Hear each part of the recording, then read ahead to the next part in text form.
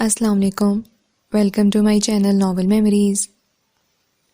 Listeners, آج میں سلسلے وار ناول خوشبو کا سفر کی 3rd ایپیسوڈ ریڈ کرنے جا رہی ہوں۔ چلیں شروع کرتے ہیں۔ پلیز ایسا مت کریں صادق چچا، سیف ایک دم ہی سنجیدہ ہوا تھا۔ میں نے فارم مکمل کر لیے ہیں تو مجھے ابھی سائن کر کے دے دو۔ 8 بجے محمود صاحب آئیں گے، پھر وہ جانے ان کا کام۔ صادق اسلام صاحب کا لہجہ حتمی تھا، وہ فیصلہ کر چکے تھے اور سیف کے دستخط اب محض ایک ضابطے کی کارروائی تھے۔ سیف پر سوچ نگاہوں سے ان کی طرف دیکھے گیا۔ محمود صاحب، ان کے وکیل، دوست اور سیکرٹری گویا سبھی کچھ تھے۔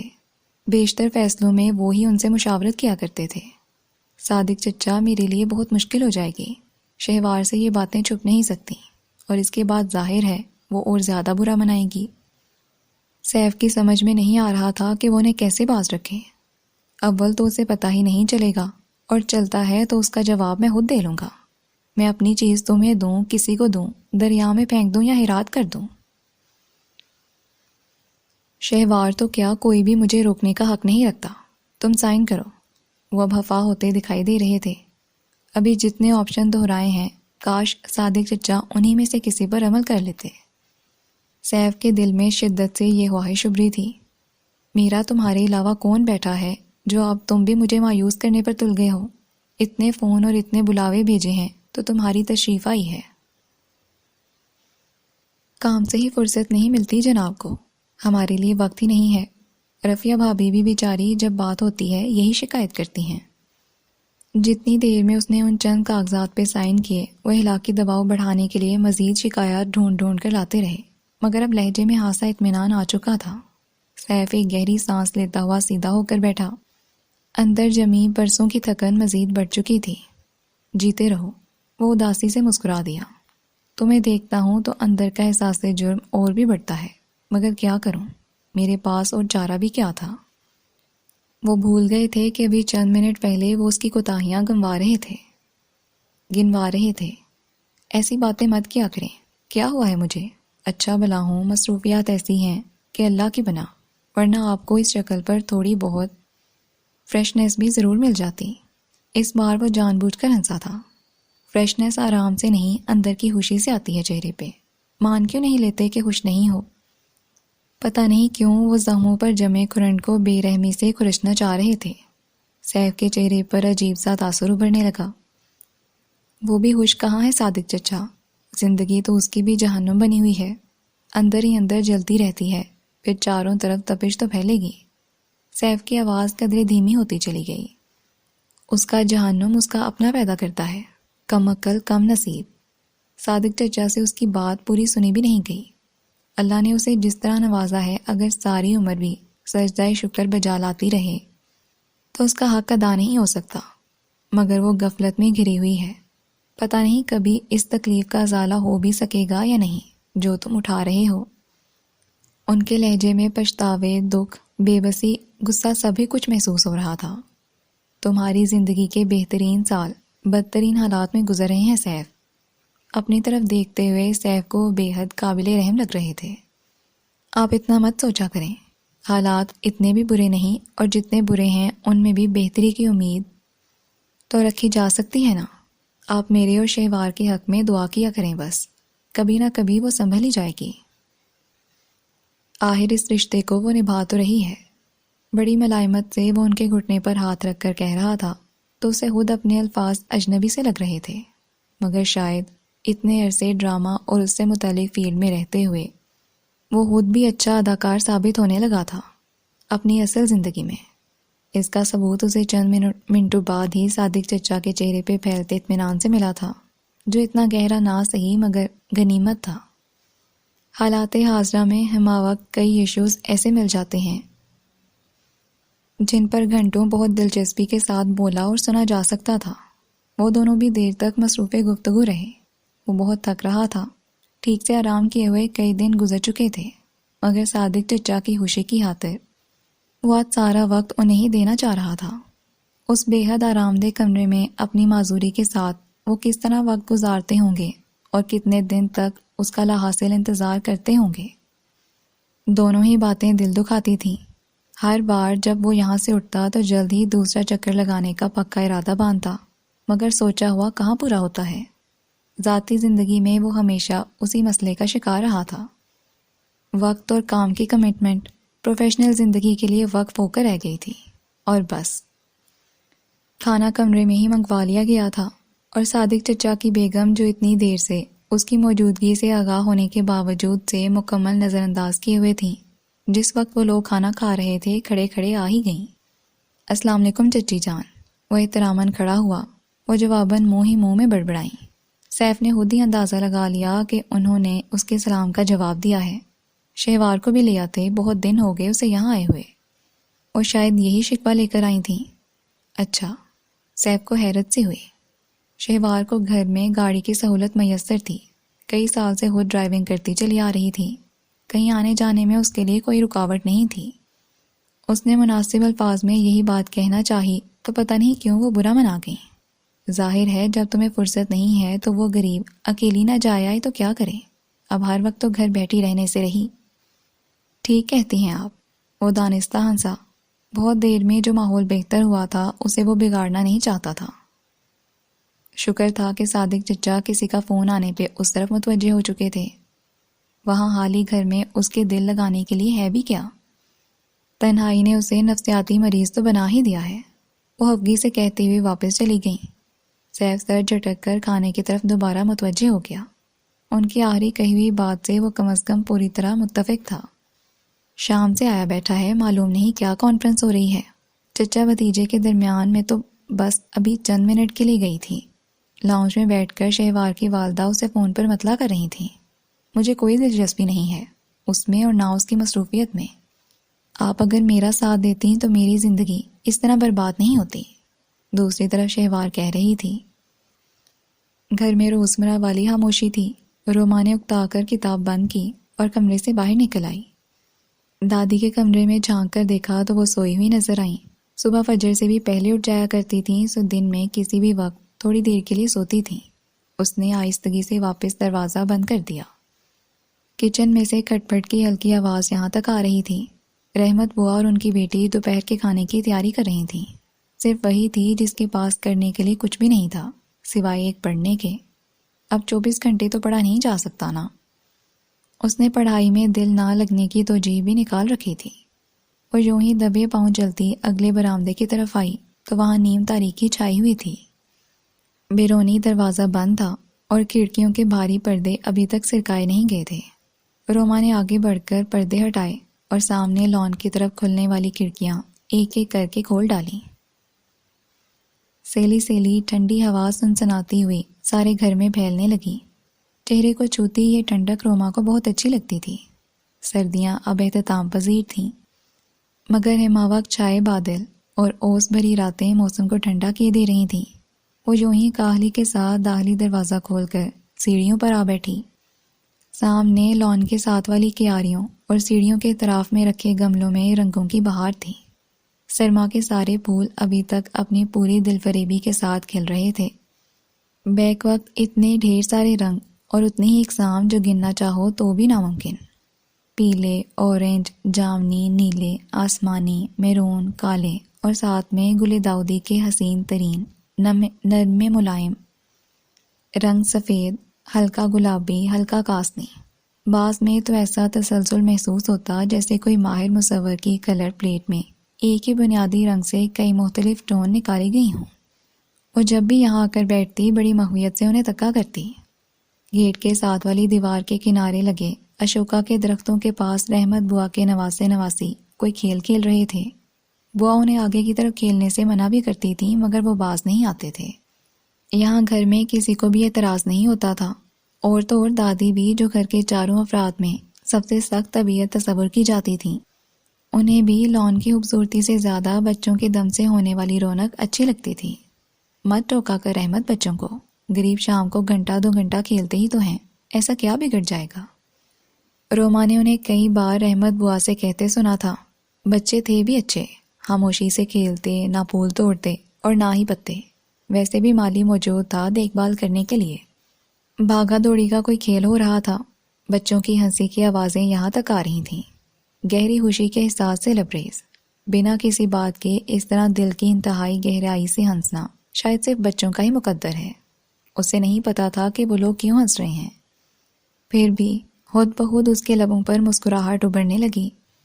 دادی جاگ رہی ہوتی تو ان سے پوچھ کر سمیہ کے ہاں ہی ہواتی۔ اسے یہی حال آ رہا تھا کہ امتحان شروع ہونے میں بس اب ہفتہ ہی رہ گیا تھا۔ سمیہ نے آنا جانا تقریباً ترک کر رکھا تھا۔ پڑھائی کے معاملے میں وہ ہمیشہ بے حد سنجیدہ رہتی تھی۔ پڑھ رہی ہوتی تو روما کو بھی نہایت بے مروتی سے نظر انداز کر دیتی۔ وہ تھوڑی سی دیر امینہ چچی کے پاس بیٹھ کر آ جاتی تھی۔ سمیہ کی عادتوں سے وہ اتنی مانوس تھی کہ ذرا بھی برا نہیں لگتا تھا، الٹا اسے محنت کرتے دیکھ کر دل ہی دکھتا تھا، اور جن وجوہات کی بنا پر وہ اس طرح جان توڑ محنت کرتی تھی ان کے بارے میں سوچ کر اور بھی زیادہ رنج ہوتا تھا۔ اللہ کرے سمیہ ٹاپ پوزیشن میں آ جائے، الہی آمین۔ دھیان اسی کی طرف جا رہا تھا، اور دعا تو وہ اس کی کامیابی کے لیے دن میں کتنی ہی بار کرتی، اور ساتھ میں نے اپنے لیے بس پاس ہو جانے کی۔ گیٹ کی طرف ہوتی آہٹ پر اس کی توجہ بھی اس طرف مبذول ہونے لگی۔ ہارون نے دادی اور روما کے اکیلے پن کے خیال سے چوکیدار رکھنا ضروری سمجھا ہوا تھا، مگر آج کل وہ ایک ہفتے کی چھٹی پر تھا۔ گیٹ پر شاید کوئی تھا۔ روما نے رحمت بوا کے سب سے بڑے نواسے کو گیٹ کھولتے ہوئے دیکھا۔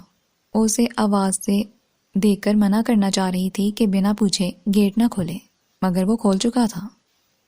زین کی موٹر سائیکل اندر آ رہی تھی۔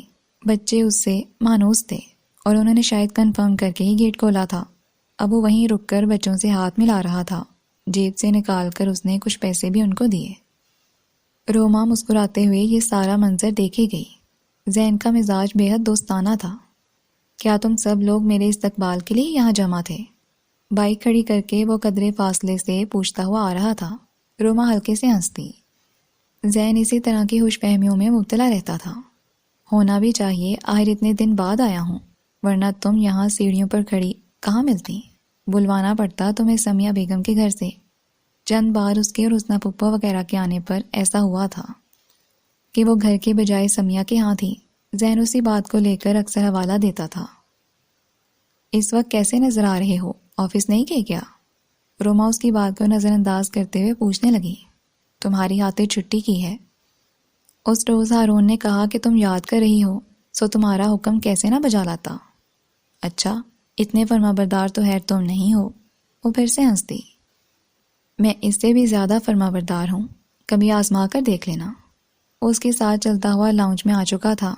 لمحے کے بالکل چھوٹے سے وقفے میں ایک عجیب سا احساس بڑی نرمی سے چھوتا ہوا گزرا، اور ایسا اکثر ہوا کرتا تھا۔ یہ جانتے ہوئے بھی کہ زین کو بنا سوچے سمجھے بولتے رہنے کی عادت ہے، کبھی کبھی وہ اس کی معنی ہیزی میں الجھنے لگتی تھی، مگر بس ذرا دیر کے لیے، اور پھر خود اپنے آپ سے شرمندہ ہو کر اس بے وقوفی بھرے احساس سے مکمل نجات بھی حاصل کر لیتی۔ زین اور زارا دونوں ہی اسے بے حد عزیز تھے۔ قریبی ہونے، رشتوں میں بندھے ہونے کا احساس اور بھی اپنائیت کو گہرا کرتا تھا۔ زارا کو بھی لے آتے جب تم چھٹی کر کے گھر بیٹھے ہوئے تھے۔ اسے تھوڑا سا گلہ ہونے لگا۔ زارا بھی آ جاتی تو دن کیسا مزے کا گزر جاتا۔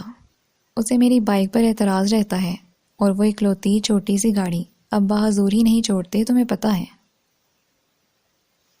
دونوں جواز 100% قابل قبول تھے۔ زین کے ساتھ زارا تو کیا کوئی بھی شریف آدمی نہیں بیٹھ سکتا تھا۔ وہ اس رفتار سے بائک دوڑاتا کہ خدا کی پناہ، اور گاڑی کا معاملہ پھپھا کے ثوابدید پر ہی رہتا تھا۔ ان کے پورے خاندان کو رشتہ داریاں نبھانے کا جنون تھا، اور رشتہ دار دور نزدیک سارے شہر میں پھیلے ہوئے تھے، تو اپنے کام کے بعد وہ اسی حوالے سے مصروف رہتے۔ دادی سو رہی ہیں، اٹھاؤں؟ وہ مڑنے لگی مگر اس نے منع کر دیا۔ اٹھ جائیں گی خود ہی، میری آواز تو تمہارے پاس پڑوسی کو جمع کر سکتی ہے۔ دادی کی نیند تو چند منٹوں میں ہی ٹوٹی سمجھو۔ وہ عادتاً زور سے بولتا تھا، اور تمام عادتوں کی طرح اس پر بھی فخر کرتا تھا۔ اور کیا ہو رہا ہے پڑھائی کے علاوہ؟ کچھ بھی نہیں، بس یوں ہی بوریت۔ کبھی کبھی تو دن کاٹنا بھی مشکل ہونے لگتا ہے۔ وہ تھوڑی سی اداس ہونے لگی۔ بوریت کیسی؟ اتنے سارے کام ہوتے ہیں کرنے کے لیے، کچھ بھی کر لیا کرو۔ زین اس کا مسئلہ اچھی طرح سمجھتا تھا۔ اکیلا پن اور مقصدیت سے آری زندگی۔ اس کی جگہ کوئی بھی ہوتا تو اسی طرح ناہوش دکھائی دیتا۔ وہ تو پھر خود کو کنٹرول کیے رکھتی تھی۔ اور ابھی تو تمہارے امتحان بالکل سر پر ہیں، پرسنٹیج بڑھانے کی ہی فکر کر لو۔ زین نے اسے تھوڑا سا ذہنی طور پر متحرک کرنا چاہا، مگر شاید یہ حل اس کے لیے نہیں تھا۔ کیا ضرورت ہے اتنی محنت کی، پاس تو ویسے بھی ہو ہی جاؤں گی، آگے کون سا یونیورسٹی میں ایڈمیشن لینا ہے جو پرسنٹیج گھٹنے بڑھنے کی فکر کی جائے۔ بظاہر اس نے مسکراتے ہوئے ہی کہا تھا، مگر صاف محسوس ہوتا تھا کہ آنے والے دور کی بے یقینی ابھی سے اسے گرفت میں لے رہی ہے۔ ابھی سے ساری باتیں فرض کر کے مت بیٹھ جاؤ، فی الحال ساری توجہ امتحان پر رکھو۔ سمیہ بھی تو ہے، دیکھو کس طرح اپنی پوزیشن کو مینٹین کرتی ہے۔ وہ کسی طرح بھی اس کا حوصلہ بڑھانا چاہتا تھا، سو اسی طرح کی باتیں کیے گیا۔ روما مسکراتے ہوئے اس بات میں سر ہلائی گئی۔ ذہن کے حلوز پر رتی بھر بھی شبہ نہیں کیا جا سکتا تھا۔ وہ زارا اور حسنہ پھپھو تینوں ہی بڑی بے لوث محبت کرنے والے تھے۔ سمیہ کا تو خیر کسی سے مقابلہ کیا ہی نہیں جا سکتا، وہ شروع سے ہی سب سے الگ ہے۔ اس سال بھی سارے کالج کی نگاہیں اس پر لگی ہوئی ہیں۔ سمیہ کا ذکر کرتے ہوئے خود بخود ہی بڑا نمایاں سا فخر اس کے لہجے سے چھلکتا تھا۔ ذہن کو سمیہ سے کوئی ہاس پرہاش تو نہیں تھی، مگر کبھی کبھی چڑھنے بھی لگتا۔ اب ایسی بھی کوئی بات نہیں، اصل میں تم نے اسے بہت اہمیت دے رکھی ہے، ورنہ ایک سے ایک پڑھنے والی لڑکیاں ہوں گی تمہارے کالج میں، اور تم کیا کسی سے کم ہو؟ کیوں نہیں مقابلہ کرتی اپنی سمیہ بیگم کا؟ سمیہ سے مقابلہ؟ اسے سن کر ہی اتنا عجیب سا لگا جیسے کوئی بڑی بے ادبی ذہن سے سرزد ہو گئی ہو۔ اللہ نہ کرے جو میرے اور سمیہ کے بیچ میں مقابلے بازی ہو۔ میں تو ہمیشہ دعا کرتی ہوں کہ وہ جو کچھ بھی چاہے اسے ملتا رہے۔ اور وہ؟ ذہن نے روما کے چہرے پر نگاہیں جماتے ہوئے تجسس بھرا سوال کیا۔ وہ بھی تمہارے لیے ایسا ہی چاہتی ہے کیا؟ بالکل، وہ بھی میرے لیے ہمیشہ وہی چاہے گی جو میرے لیے سب سے اچھا ہو۔ وہ پورے اعتماد کے ساتھ مسکرائی۔ ذہن نے کچھ کہنا چاہا، مگر اسی وقت دادی اپنے کمرے سے آتی دکھائی دی تو وہ اٹھ کر ان کی طرف بڑھ گیا۔ آیا بھی کئی دن بعد تھا۔ روما کو اندازہ تھا کہ اب بہت دیر تک وہ سوال پر سوال ذہن سے کیے جائیں گے، سو وہ بوا کو چائے کا کہنے کچن میں چلی گئی۔ دادی کی شکایتوں کا وہی لگا بندہ سا سلسلہ تھا۔ کوئی آ کر نہیں جھانکتا، خون سفید ہو گیا ہے، بیٹی تک کو ماں کی یاد نہیں آتی، وغیرہ وغیرہ۔ ذہن مسکرا کر صفائی دیے گیا۔ انہوں نے نہ ماننا تھا نہ مانی۔ میں ہی اپنے دل سے مجبور ہوں، ساری رات تم لوگوں کی فکر میں جاگتی رہتی ہوں۔ جب آپ دن میں سوئیں گی تو رات کو کہاں سے نیند آئے گی؟ بڑھاپے میں تو نیند ویسے بھی کم ہو جاتی ہے۔ وہ ذرا بھی متاثر نہیں ہوا۔ میں کون سی 100 سال کی ہو گئی ہوں؟ تمہارے ددیال میں مجھ سے بھی 10 برس بڑی موجود ہیں۔ عمر کا تذکرہ دادی کو بھی جذباتی کر جاتا تھا۔ اچھا دن میں تو سوتی ہیں، یہ تو مان لیں۔ محبت سے ان کے کندھے پر ہاتھ پھیلاتے ہوئے وہ بحث جاری رکھے ہوئے تھا۔ ابھی جب میں یہاں آیا تو آپ بے خبر سو رہی تھیں، ایسے ہی چند منٹ کے لیے آنکھ لگی تھی۔ میری قسمت میں ایسی بے فکری کہاں، جوان بچی گھر میں ہے آخر۔ دادی آسانی سے قائل نہیں ہوتی تھیں، خاندان میں سبھی ان کی عادات سے واقف تھے۔ ذہن جو یوں ہی لاڈ بھری بحث کر رہا تھا، یکدم سنجیدہ ہونے لگا۔ روما بیچاری تو بالکل ہی گھر میں قید ہو کر رہ گئی ہے، کہیں جانا نہ آنا، کوئی مصروفیت بھی نہیں اوپر سے۔ یہ تو ہے، ویسے سمیہ آ جاتی ہے، روما خود بھی چلی جاتی ہے۔ اب تو امتحان شروع ہو رہے ہیں، اس لیے کہیں اور آنا جانا تو ممکن نہیں رہا ہے۔ دادی کے خیال میں یہ کوئی بڑا مسئلہ نہیں تھا، اور امتحان دینے کے بعد کیا کرے گی؟ بالکل ہی گھر میں قید ہو جائے۔ آگے پڑھنے کی اجازت تو آپ اسے دیں گی نہیں، یا آپ پہلے ہی سب کو بتا چکی ہیں۔ دادی کو اس کا طنز سمجھنے میں دقت نہیں ہوئی، مگر انہیں کوئی فرق نہیں پڑتا تھا۔ روما کی امی کے چلے جانے کے بعد سے روما کے متعلق ہر فیصلے کا پورا اختیار انہیں ہی حاصل تھا۔ گھر میں رہنا قید تھوڑی ہے، اور پھر گھر بھی جس میں سارے زمانے کے عیش و آرام دستیاب ہیں۔ خدا کا شکر ہے کہ کوئی ذمہ داری اس کے سر نہیں، پھر ضرورت کیا ہے باہر مارے پھرنے کی؟ دادی کے لہجے میں بڑا طمانینت بھرا فخر تھا۔ ذہن نے گہری سانس لی۔ اصل میں سارا مسئلہ یہی تو ہے نانی، کہ روما کے پاس کرنے کے لیے کچھ بھی نہیں ہے، نہ گھر میں اور نہ گھر سے باہر۔ اور یہ جسے آپ مارا پھرنا کہہ رہی ہیں، یہ بھی بڑے کام کی چیز ثابت ہوتا ہے بعض اوقات۔ دادی کے چہرے کے تاثرات میں کوئی تبدیلی نہیں آئی تھی۔ بنا کسی وجہ کے باہر پھرنا تو چلیں غلط صحیح، مگر یہ جو اتنی ساری عورتیں لڑکیاں پڑھ رہی ہیں، ہر فیلڈ میں کام کر رہی ہیں، ان کا نکلنا تو لازمی ہے۔ کتنا بڑا کنٹریبیوشن ہے ان کا اس ملک کی۔ لیکچر مت دو، ان کے ٹوکنے پر اسے رکنا ہی پڑا۔ میں کوئی جاہل مطلق نہیں ہوں، مجھے بھی سب پتا ہے، لیکن روما اوروں جیسی نہیں ہے۔ نہ تو اس میں اتنی عقل ہے اور نہ ہی وہ اتنی محنت کے کام کر سکتی ہے۔ اسے تو شہر میں کہیں چھوڑ دو تو وہ تمہارے گھر بھی بڑی مشکل سے ہی ڈھونڈ پائے گی۔ پھر میں کیسے اسے بے فکری سے باہر جانے دے سکتی ہوں؟ اور یہ بھی نہیں کہ کوئی گھر میں قید ہے، جاتی آتی ہے، خود ہارون بھی اس کا بہت خیال رکھتا ہے۔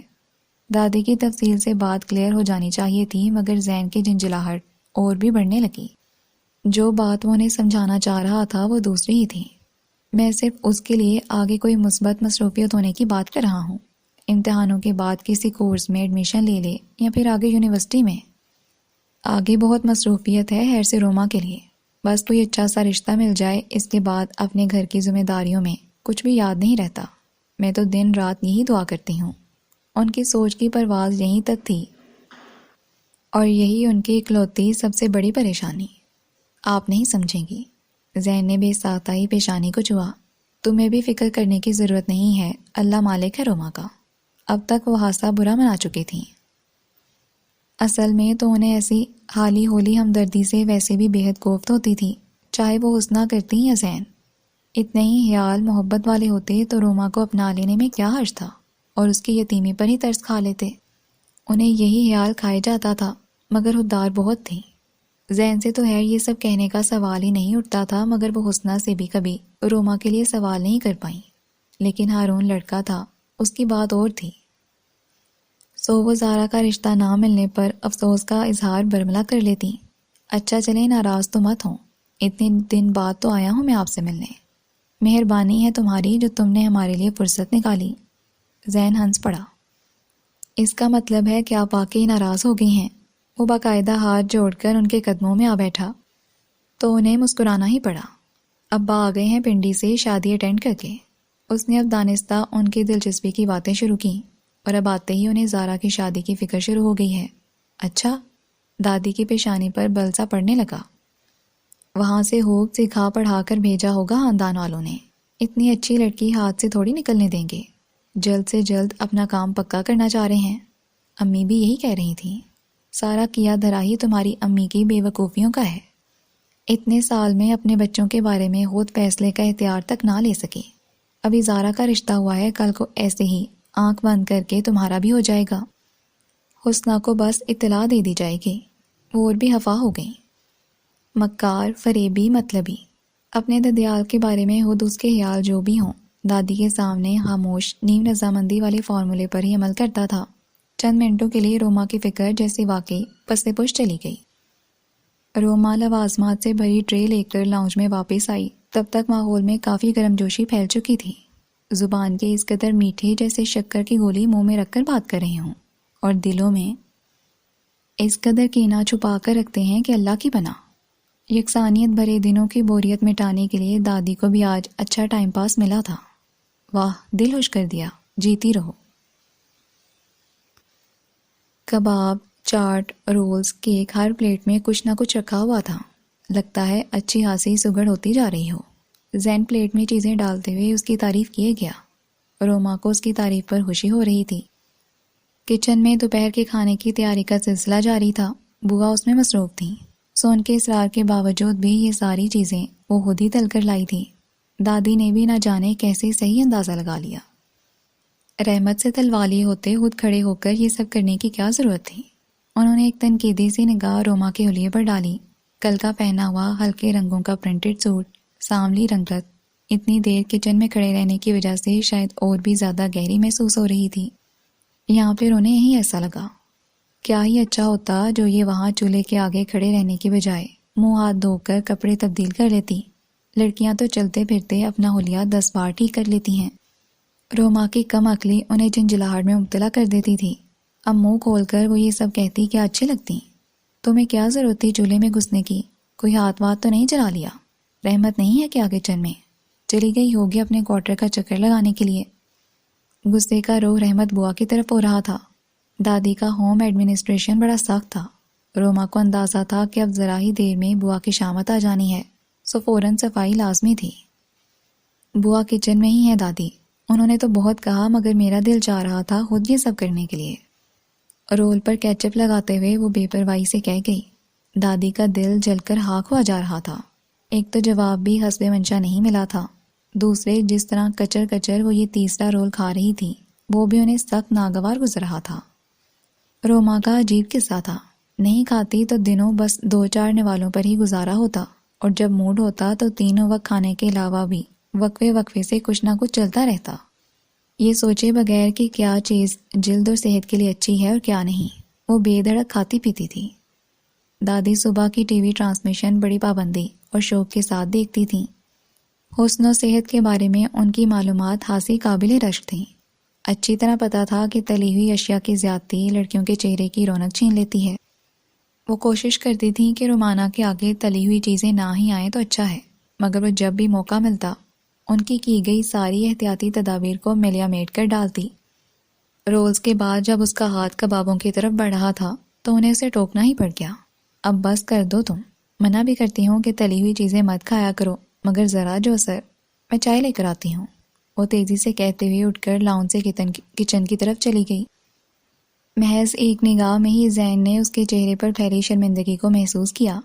آپ کیوں اسے ہر وقت ٹوکتی ہیں؟ اگر تھوڑا بہت کھانا چاہ رہی تھی تو کیا برائی تھی؟ اور پھر آپ کا لہجہ بھی۔ زین کو دادی کا لہجہ برا لگا تھا، مگر پاس ادب میں وہ انہیں اس سے زیادہ کہہ بھی نہیں سکتا تھا۔ دادی کو یاد آیا کہ آج اس نے صبح ناشتہ بھی نہیں کیا تھا، کیا پتہ اسی لیے زین کو یہ بات بتاتی تو وہ اور بھی خفا ہوتا۔ سو وہ حسب عادت اپنی بات پر ہی اصرار کیے گئی۔ ذرا خیال نہیں رکھتی ہے، میں اگر نہ روک ٹوک کروں تو پتہ نہیں کیا حال کرے گی اپنا۔ ذرا جو خود سے احساس ہو اس لڑکی کو۔ روما کے بارے میں دادی کے کمپلیکس سے سبھی آگاہ تھے۔ زین تو اکثر جان بوجھ کر مزے بھی لیا کرتا تھا، پر اس وقت وہ سنجیدہ تھا۔ آپ ہر وقت اس کی شکل و صورت کے بارے میں مت سوچا کریں، کوئی خرابی نہیں ہے روما میں۔ الٹا آپ کی بلا وجہ کی روک ٹوک اس کی خود اعتمادی ختم کر دے گی۔ مجھے مت سمجھاؤ، مجھے پتہ ہے کہ مجھے کیا کرنا ہے اور کیا نہیں۔ روما اور ہارون میری ذمہ داری ہیں، میرے علاوہ اور ہے کون جسے ان کی فکر ہو؟ بن ماں کے بچے ہیں۔ تمہاری ماں تو ہفتوں خبر نہیں لیتی۔ دادی کی ہفکی کا رخ کہیں سے کہیں مڑنے لگا۔ سب سے زیادہ غصہ انہیں حسنہ پر ہی آتا تھا۔ روما اور ہارون کے حوالے سے سوچتی تو اور بھی زیادہ دل دکھتا۔ کون تھا ان دونوں کا؟ ننیال سارا آہستہ آہستہ بیرون ملک شفٹ ہو چکا تھا۔ اگر حسنہ تھوڑی سی ہمت سے کام لیتی تو زارا اور زین دونوں ہی سے رشتے طے پا سکتے تھے۔ دادی کی سوچ کی سوئی یہیں اٹکی رہتی تھی، مگر خوددار بہت تھیں۔ روما کے لیے اس طرح کی خواہش کا اظہار کرنا معیوب سمجھتی تھیں، سو غصہ دوسرے الفاظ میں نکالتی۔ تمہاری ماں کو تو بھائی کے اکیلے پن کا بھی خیال نہیں آتا، مجال ہے جو کبھی دو گھڑی اس غریب کے پاس بھی آ کر بیٹھے۔ زین چپ چاپ سنے گیا۔ اگر اس طرح ان کا دل ہلکا ہوتا تھا تو یوں ہی صحیح۔ دل بہار پان والے نکر پر رات گئے تک رونق لگی رہتی تھی۔ اس کے ساتھ ملا ہوا راحت کدا تھا۔ دو چھوٹی دکانوں اور سامنے بنے تھڑے پر مشتمل راحت کدا، جہاں سارا دن رش لگا رہتا تھا۔ قورمہ، سبزی، دال، انڈا، مسالہ ماں روٹی کے ہر وقت دستیاب رہتا۔ چائے اور کولڈ ڈرنکس ان کے علاوہ تھے۔ کھانا سستا تھا سو خوب چلتا تھا۔ صحت اور صفائی کے کسی بھی خیال سے ہی اکثر بے نیاز راحت کدا خوب مزے میں چلتا تھا۔ لوگ وہاں سے فارغ ہوتے تو خود بخود دل بہار پان کے تھڑے پر چلے آتے۔ مستقل آنے والے دونوں ہی جگہوں کے گاہک تھے۔ قربان علی شاید سب سے پرانا گاہک تھا، اتنا کہ اس نے دل بہار پان والے کو ایک خالی کھوکے پر سگریٹ اور ماچس کے پیکٹ رکھ کر اپنے کاروبار کا آغاز کرتے ہوئے دیکھا تھا، اور ایک کونے میں چولہا رکھ کر چائے کی پیالیاں ادھر ادھر کی دکانوں پر سلائی کرتے ہوئے پپو کو بھی، جو آج رات راحت کدا کا مالک تھا۔ ان دونوں نے اپنے کاروبار کے عروج کی یہ منازل قربان علی کے سامنے ہی طے کی تھیں۔ ذرا ذرا سے تھے دونوں لڑکے، اس دل بہار کو تو 100 تک کی گنتی بھی میں نے سکھائی تھی، ورنہ بندھا نوٹ دیکھ کر تو اس کے ہاتھ پاؤں پھول جاتے تھے۔ قربان علی اپنی قدیمی حیثیت اور قابلیت دونوں ہی پر بجا طور پر رشک کرتا۔ آج بھی دونوں مجھ سے آنکھ اٹھا کر بات نہیں کرتے، چچا چچا کہتے ہوئے منہ خشک ہو جاتا ہے دونوں کا۔ اس سے کیا ہوتا ہے؟ تمہارے نام پر ادھار دینا تو کب کا بند کر چکے ہیں۔ اتنے سالوں میں زمانے بھر کے فارغ کاہلی کے مارے جن چند لوگوں کا حلقہ وہ اپنے گرد بنا چکا تھا، اس میں سے ایک سے یہ 1000 بار کی سنی لن ترانیاں برداشت نہیں ہوئیں تو جل کر کہہ بیٹھا، ارے بدبخت، تو کیا وہ بیچارے میری وجہ سے اپنا کاروبار ٹھپ کر لیں؟ تم سارے مفت ہوروں کا کیا ٹھیکہ لے لیا ہے انہوں نے؟ چلو ایک میری تو خیر ہے، لحاظ کے مارے مجھ سے پیسے نہیں لیتے، مگر اب کیا تم سب بھی میری ہی برابری کرو گے؟ قربان علی کو کہنے والے پر تاؤ آ رہا تھا۔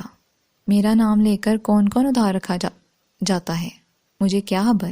اسی لیے میں نے تو خود منع کیا کہ بھائی تیری محبت اپنی جگہ، مگر میرے لیے اپنا نقصان مت کرو۔ تمہارا ادھار رکھ کر بھاگ گئے تو میری تو نظر ہمیشہ کے لیے نیچی ہو جائے گی۔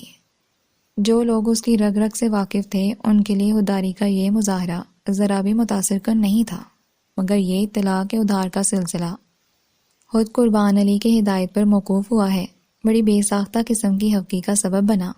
ہمیشہ سے واپس کر رہے ہیں پیسے، آج تک کون لے کر بھاگا ہے؟ اور یہ دونوں بھی کون سے ایسے دوالو ہیں جن کے تم گیت گا رہے ہو؟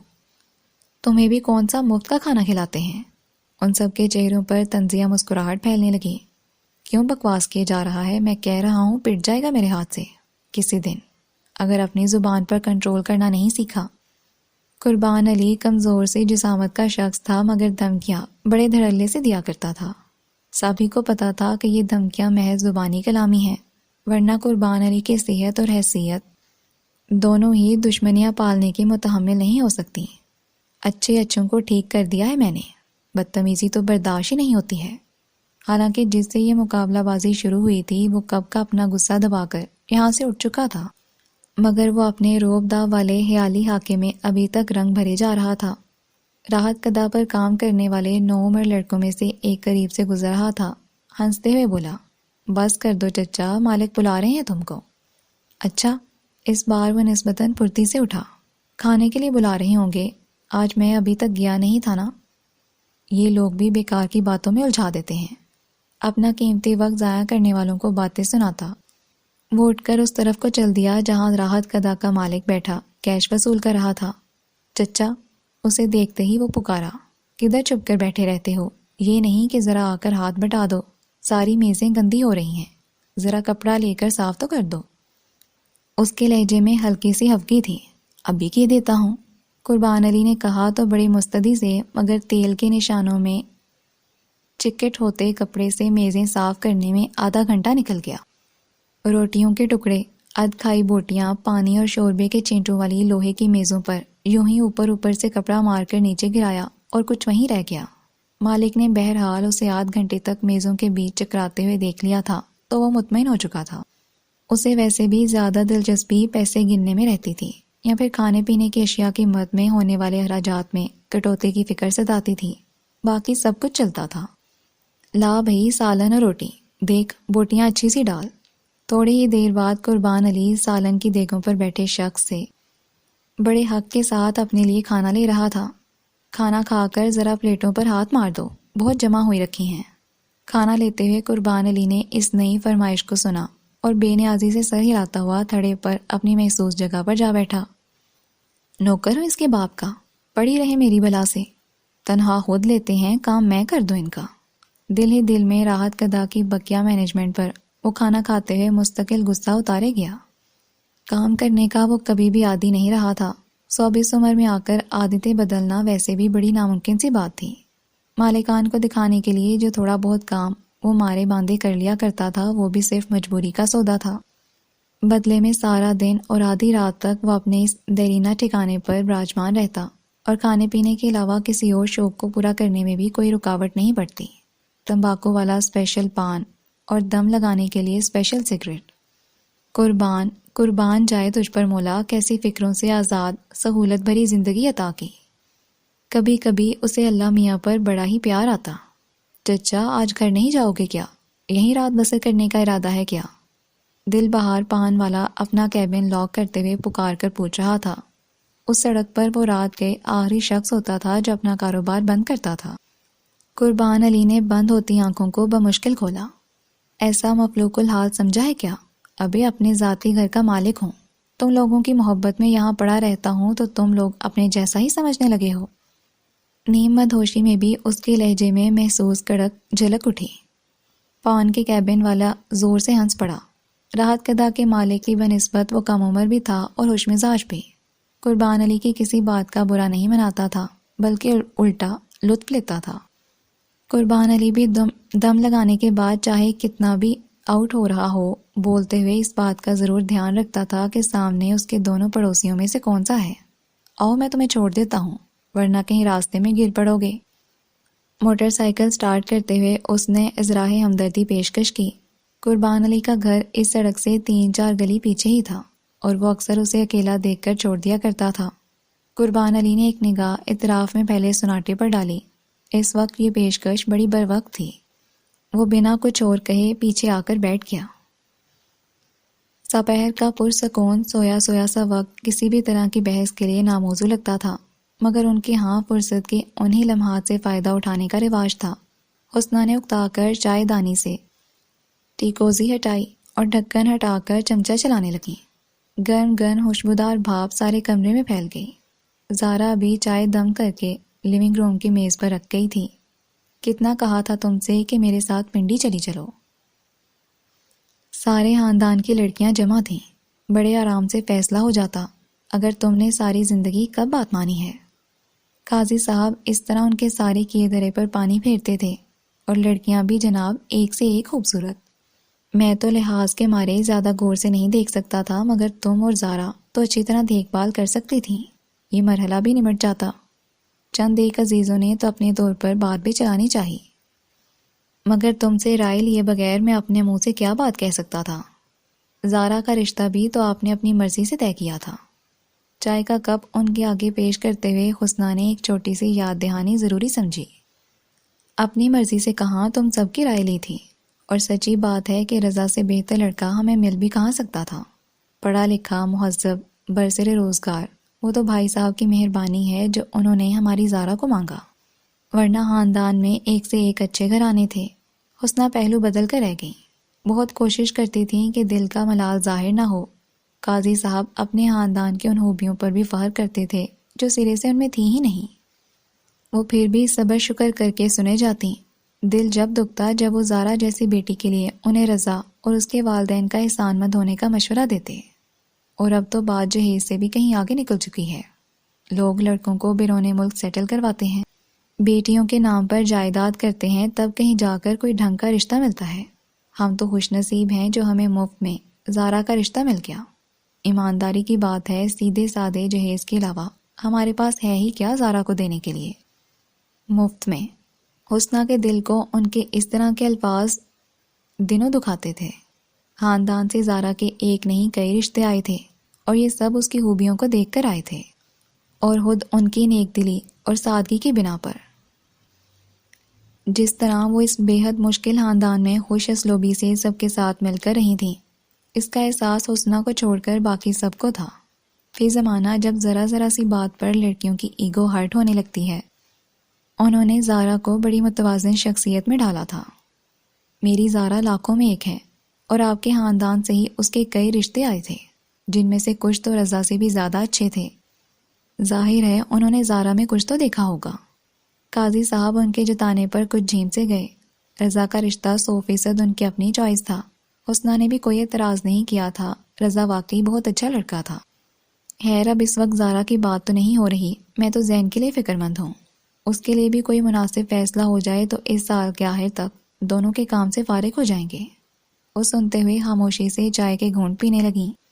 شادی بیاہ میں سب لوگ اکٹھے ہی اس نیت سے ہوتے ہیں کہ آپس میں ایک دوسرے کو دیکھ پرکھ لیں۔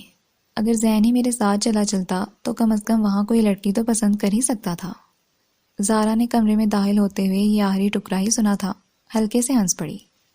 زین ابھی شادی نہیں کرنے والا ہے ابو، بے شک آپ اس سے بات کر کے دیکھ لیں، وہ صاف منع کر دے گا۔ آگے بڑھ کر وہ شیشے کی کھڑکیوں سے سفید نیٹ کے پردے ہٹانے لگی۔ باہر شام کا سرمئی غبار ہلکا ہلکا پھیلنا شروع ہو گیا تھا۔ نہ کرے شادی، بات تو طے ہو جائے۔ ہم دیر کر دیں گے تو خاندان کی ساری اچھی لڑکیاں نمٹ جائیں گی، پھر کہاں ڈھونڈتے پھریں گے۔ قاضی صاحب کے انداز سے صاف لگ رہا تھا کہ وہ پنڈی سے واپسی پر تہیا کر کے آئے ہیں کہ اب اس نیک کام میں دیر نہیں کرنی۔ جب سے وہ نوکری سے ریٹائر ہو کر گھر بیٹھے تھے، گھریلو مسائل میں دخل اندازی اور بھی زیادہ بڑھ گئی تھی۔ کبھی کبھی تو حسنہ کو وہ بالکل اپنی جنت مکانی ساس کا ڈپلیکیٹ محسوس ہوتے، جن کا انتقال ابھی چند سال پہلے ہی ہوا تھا۔ زین خاندان میں شادی نہیں کرے گا ابو، وہ آپ سے کہہ تو چکا ہے کتنی بار، اس پر اور زور مت دیں۔ زارا ان کے پاس آ بیٹھی، نسبتاً وہی تھی جو ان کے قریب تھی اور آسانی سے اپنی بات کہہ لیتی تھی۔ کیسے نہیں کرے گا، اس کی بات پر چلیں گے تو لے آئے گا کسی دن یوں ہی کوئی راہ چلتی لڑکی۔ اس وقت تو پھر ہمیں اس کے آگے مجبور ہونا ہی پڑے گا۔ نا جی نا، انہوں نے جذباتی انداز میں ہاتھ نفی میں ہلایا۔ میں تو ایسی بے عزتی نہیں سہ سکتا، کیا منہ دکھاؤں گا سب کو؟ باوجود خوف کے حسنہ بیگم کے چہرے پر مسکراہٹ دوڑ گئی۔ قاضی صاحب کی گھبراہٹ کو دیکھ کر تو بالکل ایسا لگ رہا تھا جیسے زین کسی اجنبی لڑکی کا ہاتھ تھامے بس دروازے پر ہی کھڑا ہے۔ میرا بچہ ایسا نہیں ہے۔ مسکراہٹ کو دباتے ہوئے انہوں نے اطمینان دلانا چاہا۔ کسی کو نہیں لگتا کہ اس کا بچہ ایسا ہے، مگر وہ پھر بھی ویسا ہی نکلتا ہے جس کے بارے میں نہیں سوچا ہوتا۔ فلسفیانہ سے انداز میں وہ اپنی بات پر ہی مصر رہے۔ میرے سب بہن بھائیوں کا مشورہ یہی ہے کہ زین کی اب منگنی کر دینی چاہیے۔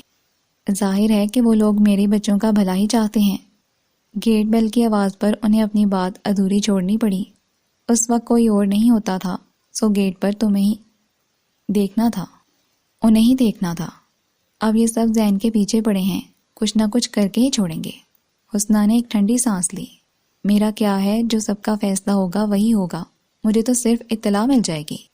اب جب کہ زندگی اتنی آگے جا چکی تھی، انہیں اپنی اس پوزیشن کا دکھ ستانے لگا تھا جو کبھی رہی نہیں تھی۔ امی، زارا اٹھ کر ان کے قریب آ بیٹھی۔ ایسے کیوں سوچتی ہیں؟ وہ سب بھی تو ہمارے ہی ہیں، کوئی غیر تھوڑی ہیں۔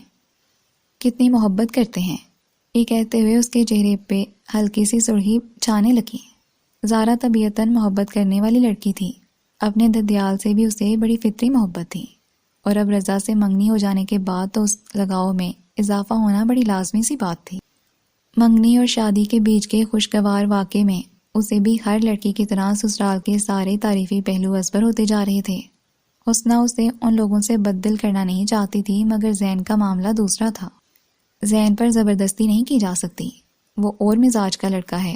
تمہارے ابو یہ بات کیوں نہیں سمجھ رہا ہے؟ وہ جانے، اور ابو، آپ مت ٹینشن لیں اس بات پر۔ زارا اٹھ کر چائے کے برتن سمیٹنے لگی۔ ان کی ہمدردی میں ہی مگر وہ وہی بات کہہ گئی تھی جو انہیں آج کل سب سے زیادہ چبھ رہی تھی۔ زین کے معاملے سے الگ تھلگ ہو جانا انہیں کھل رہا تھا۔ سمجھوتے میں گزاری جانے والی زندگی میں کوئی ایک فیصلہ کرنا ان کا بھی تو حق تھا۔ کیسے نہ ٹینشن لوں؟ اپنی بیٹے کی خوشی کو زائل کرنے کی اجازت میں کسی کو نہیں دے سکتی۔ جو وہ چاہے گا وہی ہوگا۔ زارا نے چونک کر ان کی طرف دیکھا۔ ایک ہلکی سی تبدیلی تھی جو ان کے لہجے میں اسے محسوس ہوئی تھی۔ بتاؤ تو صحیح، ایک پنڈی نہ جانا میرا جرم بن گیا ہے؟ کیا لڑکیاں صرف انہی کے خاندان میں رہ گئی ہیں؟ یہاں بھی تو ملنے جلنے والوں میں دیکھی جا سکتی ہیں، اور اگر خود زین کی بھی کہیں مرضی ہو تو اس کا بھی تو خیال رکھنا پڑے گا۔ صاف لگ رہا تھا کہ وہ زین سے زیادہ خود مخالف ہیں اس خاندان میں شادی کے لیے۔ سوچ میں آیا یہ بدلاؤ آگے کسی بڑی تبدیلی کا پیش خیمہ تو نہیں تھا۔ بلکہ چھوٹے سے وقفے میں زارا کو خیال آیا، مگر دل ماننے کو تیار نہیں تھا۔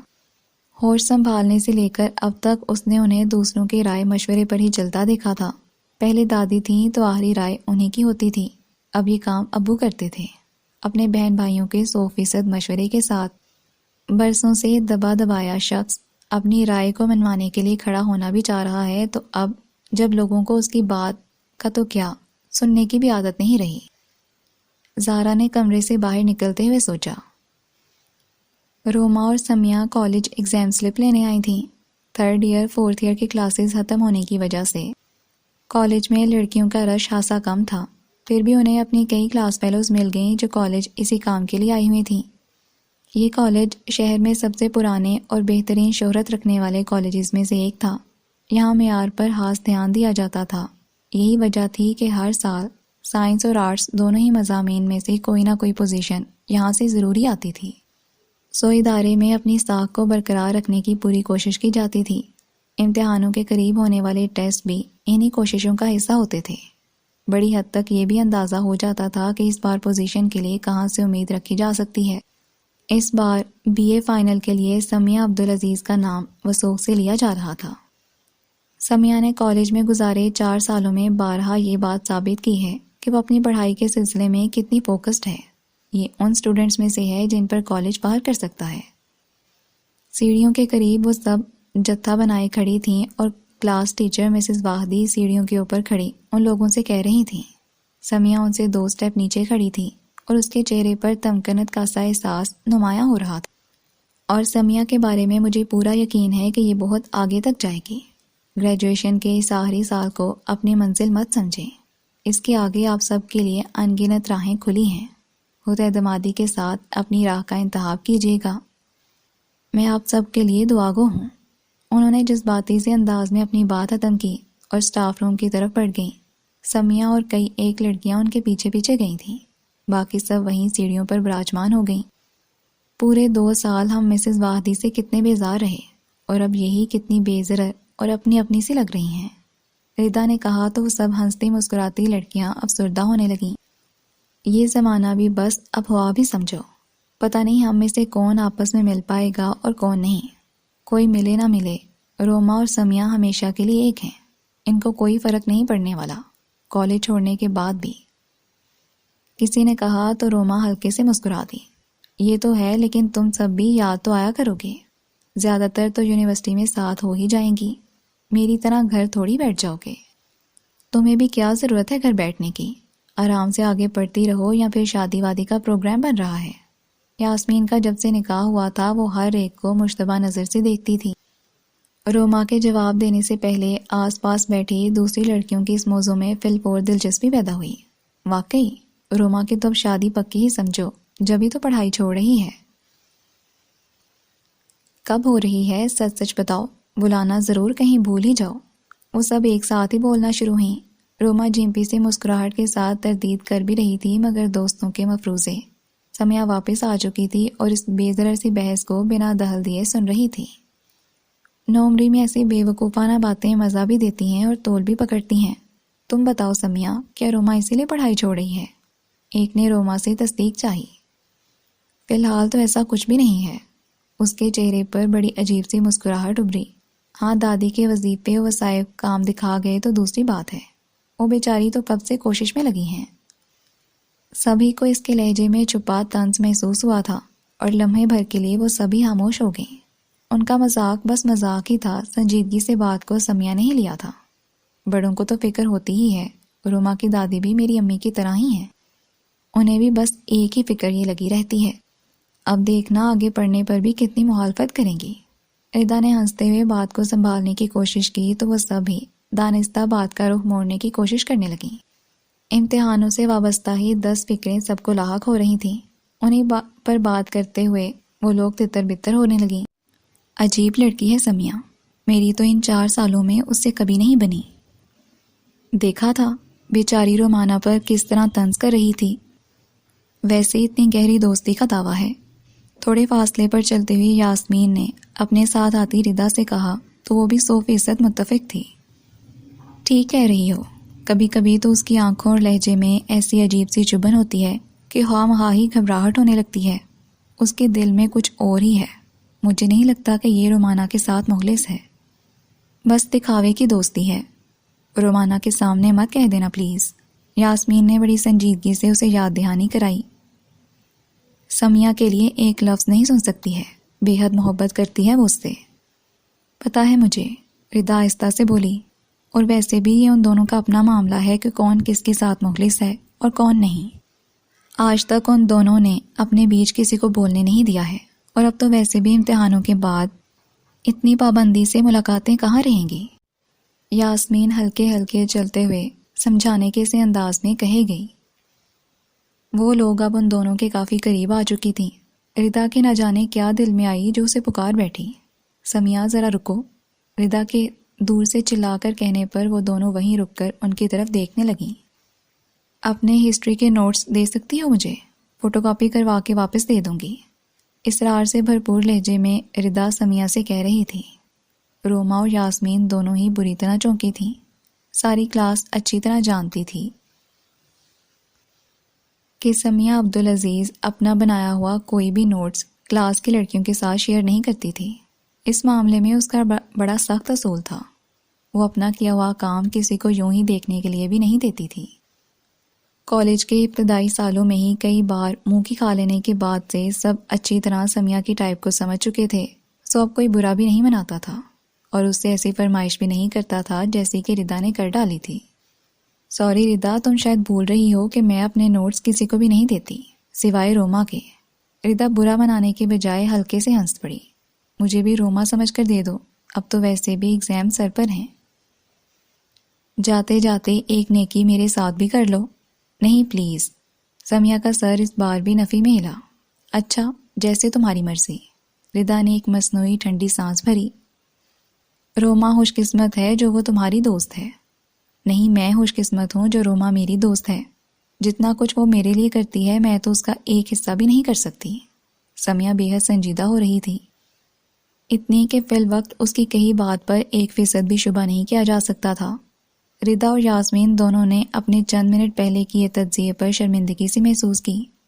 کبھی کبھی کوئی شخص لگائے گئے اندازے سے یکسر مختلف نکلتا ہے۔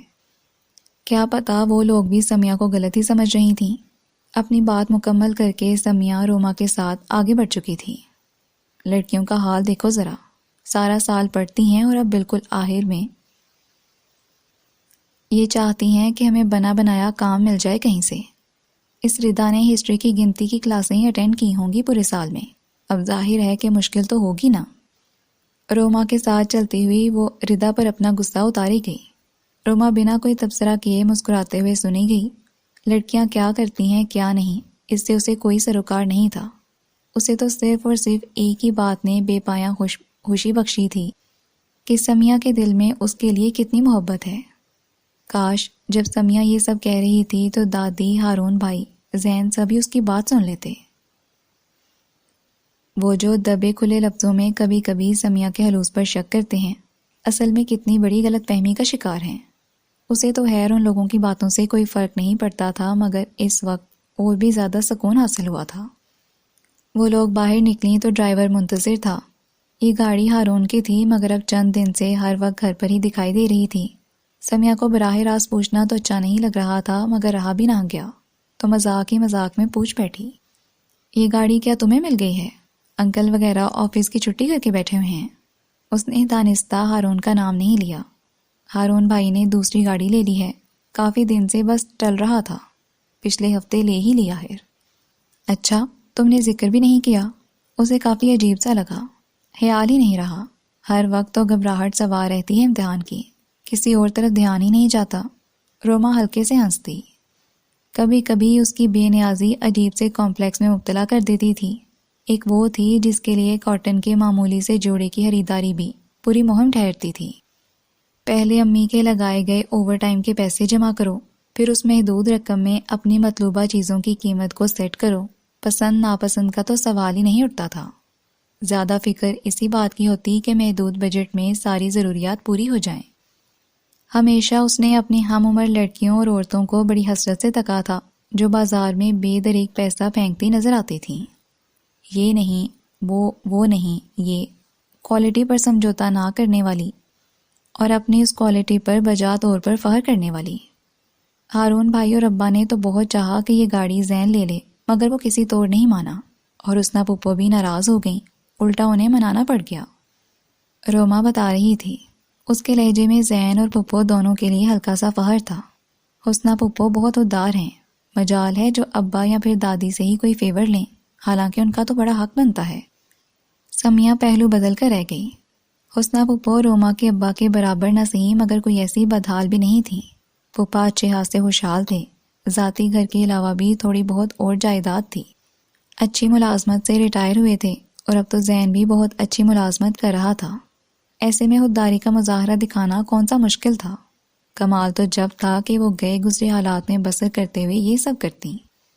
حسنہ پھپھو کو ذرا بھی رعایتی نمبر دیے بغیر وہ بے مروتی سے سوچے گئی، اور جب روما اپنی پھپھو کے گھرانے کی تعریفوں سے فارغ ہوئی تو اس نے رکھائی سے اپنی اس سوچی سمجھی رائے کا اظہار بھی کر دیا۔ حسنہ پھپھو کے ہاں ایک گاڑی تو ہے، اور زین بھی اچھی جاب کر رہا ہے، جب چاہے نئی گاڑی نکلوا سکتا ہے۔ اب تو لیزنگ پر گاڑی لینا ذرا بھی مشکل نہیں رہا ہے۔ بات تھی بھی ٹھیک، روما کو ہمیشہ کی طرح اس سے متفق ہونا پڑا جو کچھ ابھی خود اس نے حسنہ پھپھو کے گھرانے کی تعریف میں کہا تھا، وہ دادی اور ابا کے ارشادات تھے۔ اب اگر سمیہ کو ان سے اختلاف تھا بھی تو وہ اپنی جگہ درست لگنے لگی۔ چھوٹی سی ان کی فیملی ہے اور گھر کتنا خوبصورتی سے ڈیکوریٹڈ ہے۔ برا نہ ماننا، تمہارا گھر حالانکہ بہت بڑا ہے مگر خوبصورت ان کا لگتا ہے۔ وہ روما اور دادی کے ساتھ کبھی کبھار چلی ہی جاتی تھی حسنہ پھپھو کے گھر، سرائے دینے کا پورا حق بنتا تھا۔ روما اس طرح خوش ہوئی جیسے تعریف خود اس کی ہوئی ہے۔ اصل میں زارا بہت سلیقہ مند ہے، گھر کی خوبصورتی تو ساری اسی کے مرہون منت ہے، آرٹ اینڈ کرافٹ کی ماہر ہے، بیکار سے بیکار شے بھی اس کے ہاتھوں میں آ کر کچھ سے کچھ بن جاتی ہے۔ جتنی پیاری اس کی شکل ہے اس سے بھی زیادہ پیاری اس کی نیچر ہے۔ رضا بھائی بہت خوش قسمت ہیں۔ روما کا قصیدہ ایک بار پھر شروع ہو گیا تھا۔ روما سے یہ توقع ہی بیکار تھی کہ وہ کسی سے حسد کرے گی، کسی مقابلے بازی پر اتر آئے گی، یا کم از کم کسی کی تعریف میں ہی بہت سے کام لے گی۔ نامعلوم کیسی ٹھنڈی مٹی تھی اس کی، کبھی کبھی تو وہ حقیقتاً بے حد بور کرنے لگتی تھی۔ نہ کوئی غیبت نہ برائی، اس کے ساتھ باتوں میں چٹھارا پیدا ہونے کا نام ہی نہیں لیتا تھا۔ اکیلی وہ کب تک ون وے ٹریفک چلا سکتی تھی؟ گاڑی اب اس کے گھر والے روڈ پر مڑ چکی تھی۔ روما کے بڑے وسیع و عریض گھر کے سامنے سے گزرتی ہوئی وہ اس کے پچھلی طرف والے چھوٹے سے گیٹ پر رکی۔ وہاں ردی پیپر والا اپنا ٹھیلا لیے کھڑا تھا۔ امینہ خاتون گھر کا ناکارہ سامان نکال رہی تھیں۔ گھی کا خالی ڈبہ، پلاسٹک کی ٹوٹی ہوئی بالٹی، ایک دو ٹوٹی ہوئی چپلیں اور کچھ اور اسی نوعیت کی اشیاء جو کئی دن سے یوں ہی جگہ گھیرے ہوئے تھیں۔ اخبار ان کے گھر آتا ہی نہیں تھا، سو ردی جمع نہیں ہوتی تھی۔ یہاں پچھلی طرف والی چھوٹی گلیوں میں ایک نہیں کئی ٹھیلے دن بھر میں گزرتے تھے۔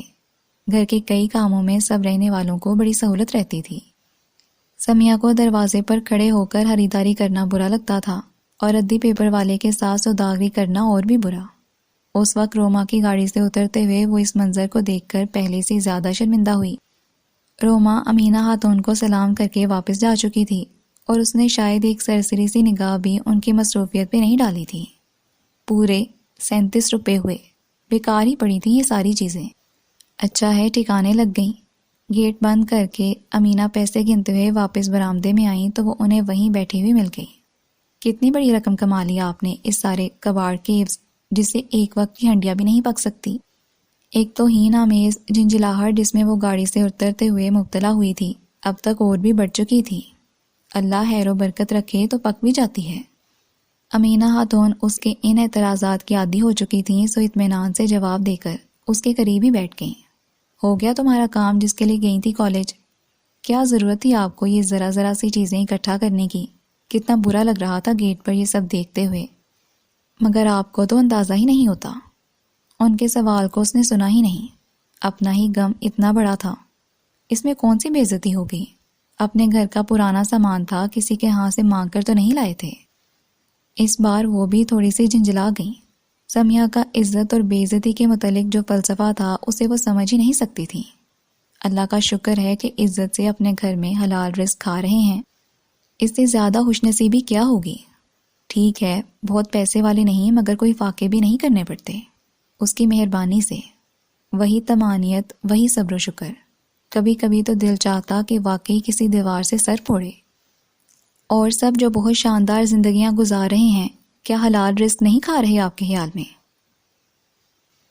صرف اس طرح ترس ترس کر رہنا ہی حلال رزق کی دلیل ہے؟ خدا نہ کرے جو میں کسی کے بارے میں ایسی بدگمانی پالوں۔ انہوں نے بے ساختہ ہی کانوں کو ہاتھ لگایا۔ کسی کو رزق وافر مقدار میں ملتا ہے اور کسی کو تھوڑا تھوڑا کر کے، یہ تو اس کی تقسیم ہے، وہ جانے اس کا کام۔ بے نیازی سے کہتے ہوئے امینہ چچی اپنے 37 روپے رکھنے کمرے میں چلی گئیں۔ پتا تھا یہیں بیٹھی رہیں تو وہ یوں ہی بال کی کھال نکالے جائے گی۔ سمیہ وہیں بیٹھی تھی، کسی غیر مرئی سے نقطے پر نگاہ جمائے دل میں ایک وہم سا گہرا ہونے لگا تھا۔ جو وہ ساری عمر اس دوسرے گروپ میں شامل رہی، تھوڑا تھوڑا رزق پانے والوں میں، تو پھر خوف اور مایوسی کی سرد لہر کہیں بہت پاس سے اٹھ رہی تھی۔ یہ ایک بڑے ہوٹل کی لابی تھی۔ تہمینہ نے وہاں سے گزرتے ہوئے دیوار میں لگے بڑے سے مرر میں رک کر خود کو ایک نگاہ دیکھا۔ اپنے بالوں کا رنگ اس نے چند روز قبل ہی تبدیل کروایا تھا، جس سے اس کی شخصیت میں مزید نکھار آ گیا تھا۔ ہاتھ کی ہلکی سی جنبش سے اس نے اپنے بالوں کو سیٹ کیا اور پھر آگے بڑھتی چلی گئی۔ اس کا قد لمبا تھا اور چال بے حد دلکش، جس کے لیے اس نے خود بے حد پریکٹس کی تھی۔ پرسنل گرومنگ پر اس نے بھرپور توجہ مرکوز رکھی تھی۔ کافی پہلے سے وہ یہ جان چکی تھی کہ آج کل کے دور میں صرف اچھی شکل ہی کوئی معنی نہیں رکھتی۔ اب خوبصورتی کا معیار بالکل ہی بدل چکا ہے۔ اٹھنا بیٹھنا چلنا بات کرنا، خاص طور پر انگریزی میں بات کرنا، ہر چیز سٹائل مانگتی ہے۔ باڈی لینگویج کا پرفیکٹ ہونا سب سے زیادہ ضروری ہے، اور اس فیلڈ میں جہاں وہ طویل عرصے تک کے لیے قدم جمانا چاہتی ہے وہاں تو اور بھی زیادہ ضروری تھا۔ اس نے باقاعدہ پروفیشنلز کی خدمات حاصل کی تھیں اپنے انداز میں مہارت حاصل کرنے کے لیے، سو اب یہ کوششیں اپنا رنگ جمانے لگی تھیں۔ خوش لباس اور ذرا ماڈ سا لک دینے والی لڑکی تو وہ پہلے بھی تھی، مگر اب ایک خاص طرح کا ٹچ تھا جو آ چکا تھا۔ نئے ملنے جلنے والوں کو لگتا تھا کہ وہ شروع سے ہی ایسی ہوگی، البتہ جو بہت پرانے جاننے والے تھے انہیں بڑا فرق محسوس ہوتا تھا۔ وہ یہاں اکیلی آتی تھی، لابی سے کافی حال تک جاتے ہوئے اسے پوری امید تھی کہ لوگوں نے ایک سراغتی ہوئی نگاہوں سے دیکھا ہوگا، اور شاید کچھ نے تو پہچان بھی لیا ہو۔ پہچانے جانے کی اسے بڑی تمنا تھی۔ جب سے 2-3 ایڈ کیے تھے، خود بخود یہ امید بننے لگی تھی کہ راہ چلتے ہوئے یا کسی شاپنگ مال میں یا کہیں اتفاقاً کسی بھی پبلک پلیس پر اچانک ہی کوئی اشتیاق میں ڈوبی آواز سنائی دے گی، ارے وہ دیکھو، وہی لڑکی نہیں ہے جو آج کل شیمپو کے ایڈ میں آ رہی ہے، کتنی زبردست دکھتی ہے۔ یا پھر اسی سے ملتی جلتی کوئی اور بات، مگر افسوس ابھی تک کوئی ایسا اتفاق نہیں ہوا تھا۔ چینلز کی بھرمار میں چند سیکنڈ کے لیے اسکرین پر نظر آنے والا چہرہ لوگوں کی یادداشت میں شاید ٹکتا ہی نہیں ہے، ماں سوائے چند ٹاپ ماڈلز کے۔ لوگ چہروں کی اس بھیڑ میں مشکل ہی سے کسی کو یاد رکھ پاتے ہیں۔ پتہ نہیں لوگ زیادہ مصروف ہو گئے ہیں یا شوبز کے لیے ان کے اشتیاق میں کمی آ گئی ہے۔ تہمینہ کو بہرحال بڑی مایوسی ہو رہی تھی۔ اس وقت بھی وہ لابی پار کر کے اوپر جاتی ہوئی شاندار سیڑھیوں سے ہوتی کافی ہال تک پہنچ گئی تھی۔ مجال ہے کہیں سے بھی اشارہ ملا ہو کہ یہاں اس کا نوٹس لیا گیا ہے۔ حالانکہ اچھے خاصے لوگ موجود تھے، مگر سب بے نیازی سے اپنی اپنی باتوں میں مصروف تھے۔ تہمینہ کا اعتماد بڑی جلدی ڈگمگانے لگتا تھا۔ خود اعتمادی اس کی فطرت کا حصہ نہیں تھی، بلکہ اور بہت سی باتوں کی طرح اس نے اس کی بھی بے حد پریکٹس کی تھی کہ وہ خود اعتماد نظر آئے۔ سو مستعار لی ہوئی یہ خوبی ذرا سے وہم و شبے کا شکار ہو کر اپنا اعتبار کھونے لگتی تھی۔ کافی روم کا دروازہ کھول کر جب وہ اندر داخل ہوئی تب تک تھوڑی سی پزل ہو چکی تھی۔ آ جاؤ، بس تمہارا ہی انتظار تھا۔ ہمدانی اسے اندر داخل ہوتے ہی مل گیا۔ تہمینہ کو ایک فوری اطمینان حاصل ہوا۔ ہمدانی اس ڈرامہ سیریل کا ڈائریکٹر تھا جو اسے خوش قسمتی سے آفر ہوئی تھی۔ وہ اس وقت یہاں اس کی دعوت پر آئی تھی۔ کاسٹ میں کچھ اور لوگ بھی شامل ہوئے ہیں، تم ان سے بھی مل لو گی اور چند دوسری باتیں بھی ڈسکس ہو جائیں گی۔ تہمینہ کے ساتھ چلتا ہوا وہ کہہ رہا تھا۔ جواباً اس نے محض سر ہلا دیا۔ اصل میں تو اسے سخت مایوسی ہوئی تھی جب ہمدانی کا فون اسے ملا، تو جو پہلا خیال اسے آیا تھا وہ یہی تھا کہ وہ خاص طور پر صرف اسی کو مدعو کر رہا ہے اور یہ ایک اسپیشل ملاقات ہوگی۔ ایک بڑا چانس دے کر وہ تہمینہ کے لیے بڑی خاص حیثیت اختیار کر چکا تھا۔ کچھ تبدیلیاں کرنی پڑ رہی ہیں، ان کے بارے میں بھی بات ہو جائے گی۔ تبدیلیاں؟ تہمینہ کی مایوسی اور بڑھنے لگی۔ ہمدانی نے ایک لفظ بھی ابھی تک اس کی تعریف میں نہیں کہا تھا، حالانکہ اس وقت وہ بڑا دل لگا کر تیار ہوئی تھی اور پر یقین تھی کہ اس ملاقات میں ان دونوں کے ذاتی تعلقات میں خوشگوار پیش رفت ہوگی۔ اپنے کامیاب کریئر کے لیے وہ ہر قدم پر بڑی سمجھداری کا ثبوت دینا چاہتی تھی۔ مجھے خوشی ہوئی آپ کے بلانے پر۔ مایوسی اور وسوسوں کو دل میں ہی دبائے رکھنا اچھا تھا۔ ٹیبل پر مزید 5-6 افراد اور تھے۔ انہیں نئی لڑکیاں بھی نظر آ رہی جو اس سے زیادہ سمارٹ نہ صحیح مگر ایسی کم بھی نہیں دکھائی دے رہی تھیں۔ تہمینہ کو جس پہلی بات نے متاثر کیا وہ ان کی انگریزی تھی۔ بڑے فراٹے سے وہ وہاں موجود لوگوں سے کسی موضوع پر بات کر رہی تھیں۔ تہمینہ کے آنے پر تعارف کے لیے مختصر سا وقفہ ہوا اور پھر سے باتوں کا سلسلہ وہیں سے جڑ گیا۔ چند منٹ تک تو وہ بھی مسکراتے ہوئے ان کی باتوں میں دلچسپی کا اظہار کرتی رہی، مگر تھوڑی ہی دیر میں اسے اندازہ ہو گیا کہ اس کی معلومات بالکل صفر ہیں۔ وہ دونوں باہر کے کسی ادارے سے ایکٹنگ اور ڈرامے سے متعلق کورس کیے ہوئے تھیں اور اب اپنی معلومات کو دائرہ عمل میں لانے کے لیے بےتاب تھیں۔ میں نے ان دونوں کو بھی ڈرامے میں کاسٹ کر لیا ہے۔ یہ میرے بہت قریبی دوست کی کزن ہے اور یہ ان کی دوست۔ ہمارے پاس سیکھے ہوئے لوگ ویسے بھی نہیں ہیں، ہمیں ان دونوں سے ہی بہت مدد رہے گی۔ ہمدانی کا لہجہ خوشامدانہ تھا۔ تہمینہ کو اس ماحول میں اپنی جگہ کا اندازہ اب صحیح طور پر ہو رہا تھا۔ اگر آپ کسی تجربہ کار پرانے ایکٹر کو کاسٹ کریں تو شاید سب سے زیادہ بہتر ہو۔ ویسے بھی ہمارے ساتھ کوئی بھی جانا پہچانا نام نہیں ہے۔ بہت دیر محض ہوں ہاں کرنے کے بعد اسے کہنا ہی پڑا۔ ہمدانی کے چہرے پر ناگواری کا ہلکا سا احساس پھیلنے لگا۔ کہنے کو تو وہ کئی ڈرامے بنا چکا تھا، مگر اس کے کریڈٹ پر کوئی بڑا یا درمیانے درجے کا کام بھی نہیں تھا۔ ایسے میں اچھے اور منجے ہوئے لوگ اس کے ساتھ خود کام کرنا پسند نہیں کرتے تھے، مگر اس سچائی کا اعتراف کرنا آسان نہیں تھا۔ بڑے آرٹسٹوں کے مزاج نہیں ملتے ہیں، ان کو مطمئن کرنا آسان نہیں ہے۔ نئی سے نئی منطق نکالتے ہیں، آدھے سے زیادہ وقت تو یوں ہی برباد ہو جاتا ہے، اور میں تو ویسے بھی نئے پرانے کے فرق کو نہیں مانتا۔ آج کے نئے لوگ ہی کل کے نامور فنکار ہوں گے، میں تو اسی سوچ پر عمل پیرا ہوں۔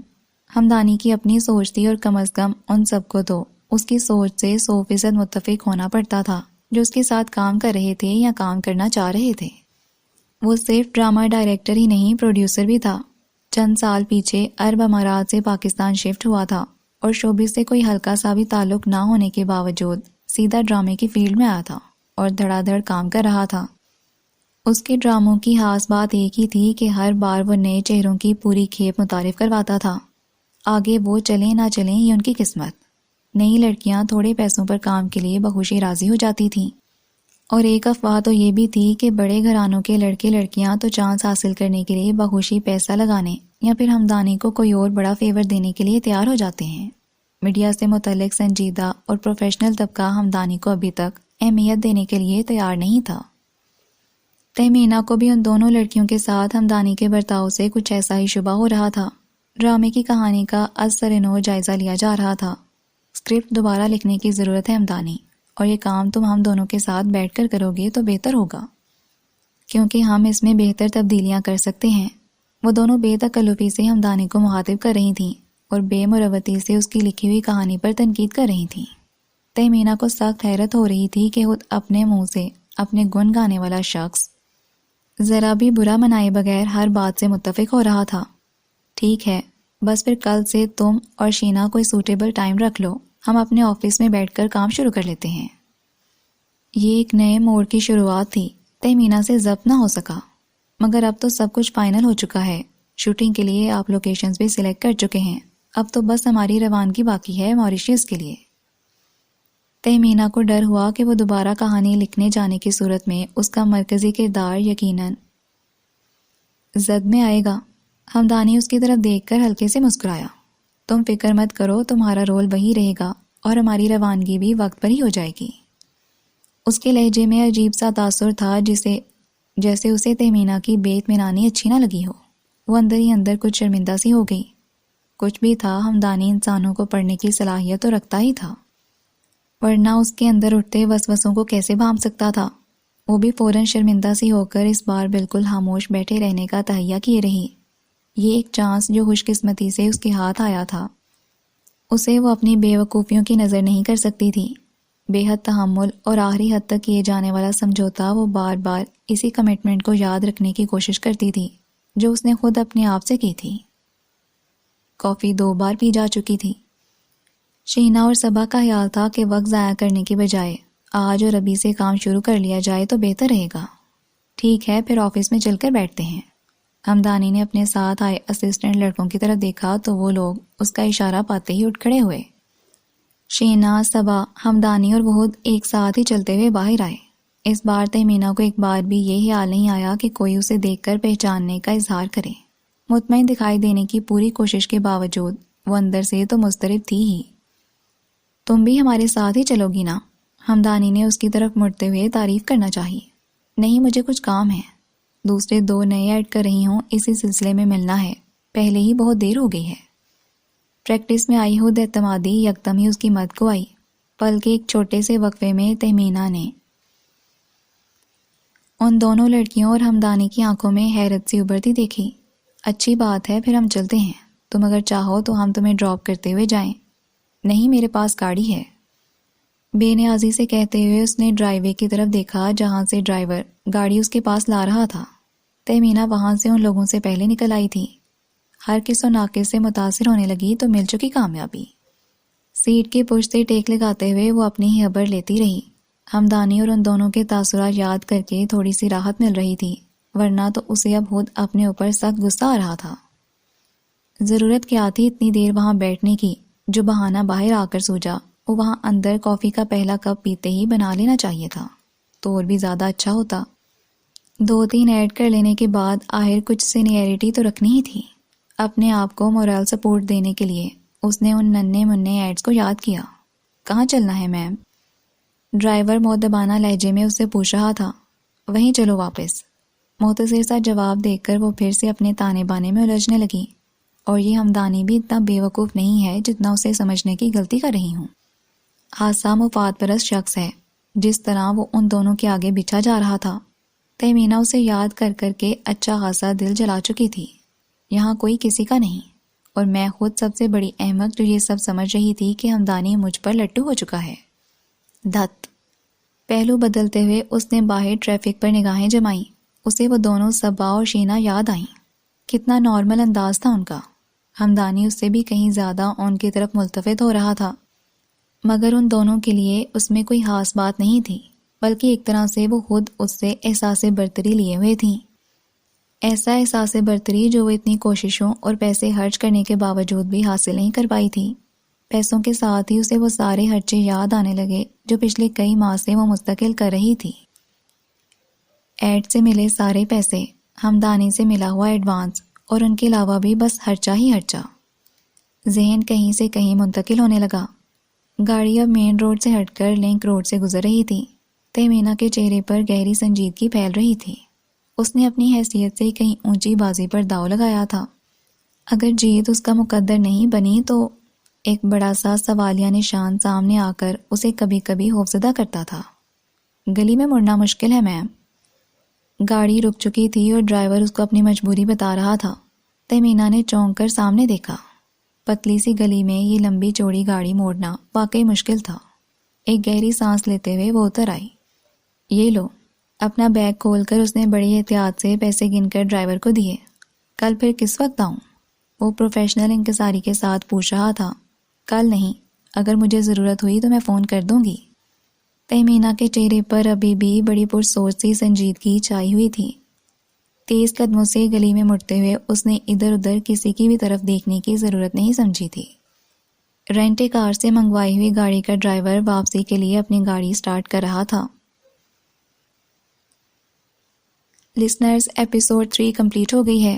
نیکسٹ ایپیسوڈ کے ساتھ جلدی ملاقات ہوگی۔ اللہ حافظ۔